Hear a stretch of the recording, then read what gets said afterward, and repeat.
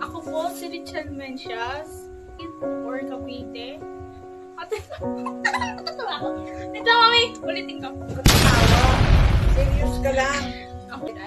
Ako po si Richel Mencias. Sinabi na katira. Ay, Ulitin mo, iyan mo. Isa mo. hindi, okay na yan. Kaya ko naman i-edit sila lang. Ako po si Richel Mencias, graduate from or Cavite. At ito po, ang aking lola. Tinutulungan niya po ako sa aming pang-araw-araw. At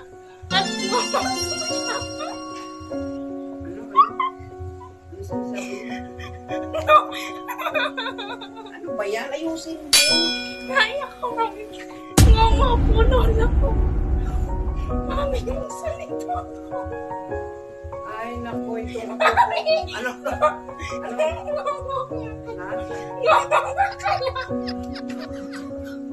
Bakit mo mo? Paano mo kami?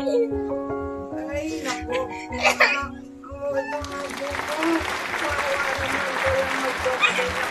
Wala kaming pera. Ulam namin lagi na lang itlog. Mahal na yung itlog ngayon, hindi na namin afford.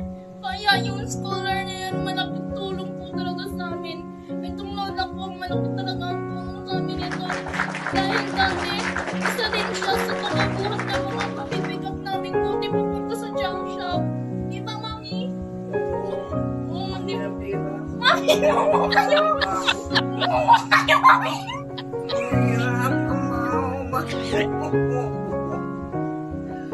naku po. Sana matulungan niyo sa kanyang scholarship. Sa scholar na po na yung malaki na po talaga ang tulong niyo para sa amin. Thank you po dito. At sana po, kahit pa paano matulungan niyo rin yung lola ko. Na hirap na talaga magsalita at hirap na talaga sa buhay dahil samang-sawa na kami sa itlog. Diba, mami? Tapos po, dati may kotse po kami. Tapos, di ba? Okay. Alisin natin. Chapat ko na lang. Ano kaya? Okay na yan? At thank you po sa pakikinig sa akin po at sa mga kong lola. Yun lang po. Mami! Wait lang, parang may kulang. Ano yung kulang? It's a prank! Gaga. Ito po, siya po. Yan na nga, nanonood akong TV.